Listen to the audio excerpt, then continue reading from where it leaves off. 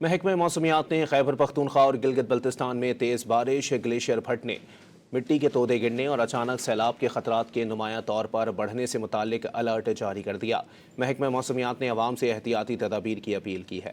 محکمہ موسمیات نے خیبر پختونخوا اور گلگت بلتستان میں تیز بارش، گلیشیئر پھٹنے، مٹی کے تودے گرنے اور اچانک سیلاب کے خطرات کے نمایاں طور پر بڑھنے سے متعلق الرٹ جاری کر دیا۔